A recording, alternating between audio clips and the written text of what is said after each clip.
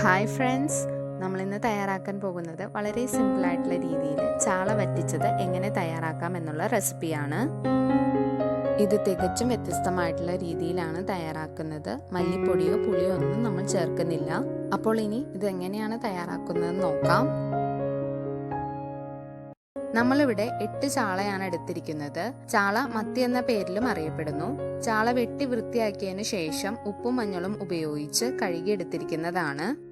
Medium സൈസിലുള്ള 5-8 ഉള്ളി അരിഞ്ഞത്, ഒരു വലിയ സവോള സ്ക്വയർ ഷേപ്പിൽ അരിഞ്ഞത്, 4 പച്ചമുളക് അരിഞ്ഞത്, ഒരു കഷ്ണം ഇഞ്ചി ചെറുതായി അരിഞ്ഞത്, പിന്നെ ആവശ്യത്തിന് വേപ്പില. ഇതിനാവശ്യമായിട്ടുള്ള പൊടികളുടെ അളവ് നമ്മൾ കുക്ക് ചെയ്യുമ്പോൾ പറയുന്നുണ്ട്. അപ്പോൾ ഇത്രയുമാണ് നമുക്ക് ആവശ്യമായിട്ടുള്ള ഇൻഗ്രീഡിയൻസ്. നമ്മളിവിടെ മൺചട്ടി അടുപ്പത്ത് വെച്ചിട്ടുണ്ട്. ചട്ടി ചൂടായതിനു ശേഷം 3 ടേബിൾ സ്പൂൺ വെളിച്ചെണ്ണ ഒഴിച്ചു കൊടുക്കാം. എണ്ണ ചൂടായി കഴിയുമ്പോൾ ചെറുതായി അരിഞ്ഞ ഇഞ്ചി പച്ചമുളകും ഇട്ട് കൊടുക്കാം. എന്നിട്ട് അതൊന്ന് മൂക്കുന്നത് വരെ മിക്സ് ചെയ്ത് കൊടുക്കാം.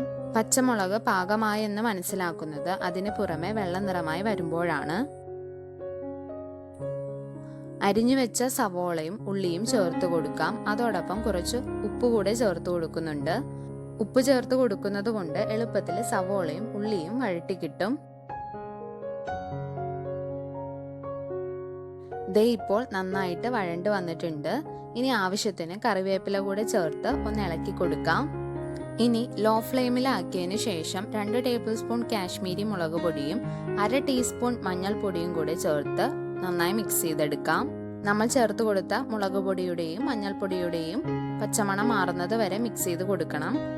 ഇവിടെ കാശ്മീരി മുളക് പൊടി യൂസ് ചെയ്തത് കൊണ്ട് തന്നെ എരിവ് കുറവായിരിക്കും. എരിവ് കൂടുതൽ വേണ്ടവർക്ക് 1 ടീസ്പൂൺ എരിവുള്ള മുളക് പൊടിയും ചേർത്ത് കൊടുക്കാം. ഇതിനുശേഷം 1/2 കപ്പ് വെള്ളം ചേർത്ത് കൊടുക്കുന്നുണ്ട്. ഇനി ഇതൊന്ന് തിളച്ചു വരണം. ഈ സമയത്ത് ഉപ്പ് നോക്കിയിട്ട് ആവശ്യമെങ്കിൽ ഉപ്പ് ചേർത്ത് കൊടുക്കുക. ഇനി നമുക്ക് ഹൈ ഫ്ലെയിമിലേക്ക് മാറ്റാം. ഇവിടെ എണ്ണ നന്നായിട്ട് തെളിഞ്ഞു വന്നിട്ടുണ്ട്. നമ്മൾ മല്ലിപ്പൊടിയോ പുളിയോ ഒന്നും തന്നെ യൂസ് ചെയ്യുന്നില്ല. അല്ലാതെ സിമ്പിളായിട്ട് മീൻ വറ്റിച്ചെടുക്കുന്ന ഒരു റെസിപ്പിയാണിത്. നന്നായിട്ട് തിളച്ചിട്ടുണ്ട്. ഇനി നമുക്ക് മീൻ ഓരോന്നായി ഇട്ട് കൊടുക്കാം. മീൻ വരഞ്ഞിട്ടാണ് ഇട്ട് കൊടുക്കുന്നത്.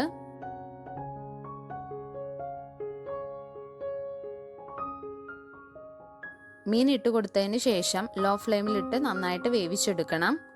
അപ്പോൾ ഇതൊന്ന് മൂടി വെക്കാം. ഇനി നമുക്ക് ചാള വെന്തോ എന്ന് നോക്കാം. ഇപ്പോൾ ഒരു 25 മിനിറ്റ് കഴിഞ്ഞിട്ടുണ്ട്. ദേ ചാള നന്നായിട്ട് വെന്ത് ഗ്രേവിയൊക്കെ കുറുകി വന്നിട്ടുണ്ട്. അതുപോലെ തന്നെ നല്ല സ്മെല്ലും വരുന്നുണ്ട്. പിന്നെ നമ്മൾ മൂടി വെച്ച് വേവിക്കുന്ന സമയത്ത് ഇടയ്ക്കൊന്ന് ചാള ചെറുതായിട്ടൊന്ന് ഇളക്കി കൊടുത്തേക്കണം. കാരണം അടിക്ക് പിടിക്കാതിരിക്കാൻ വേണ്ടിയിട്ടാണ്. അപ്പോൾ നമ്മുടെ സിമ്പിളും ഈസിയുമായിട്ടുള്ള ചാള വറ്റിച്ചത് ഇവിടെ റെഡി ആയിട്ടുണ്ട്. ഈ ഒരു ചെറിയ റെസിപ്പി നിങ്ങൾക്ക് എല്ലാവർക്കും ഇഷ്ടപ്പെട്ടു എന്ന് കരുതുന്നു. ഇഷ്ടമായെങ്കിൽ ലൈക്ക് ചെയ്യാനും ഷെയർ ചെയ്യാനും, അതുപോലെ ആദ്യമായിട്ടാണ് എൻ്റെ വീഡിയോ കാണുന്നതെങ്കിൽ സബ്സ്ക്രൈബ് ചെയ്ത് എന്നെ സപ്പോർട്ട് ചെയ്യാനും, കൂടെയുള്ള ബെല്ലൈക്കൺ പ്രസ് ചെയ്യാനും, ഓൾ എന്ന ഓപ്ഷൻ എനേബിൾ ചെയ്യാനും മറക്കരുതേ. അപ്പോൾ നല്ലൊരു വീഡിയോയുമായി മറ്റൊരു ദിവസം കാണാം. Bye bye.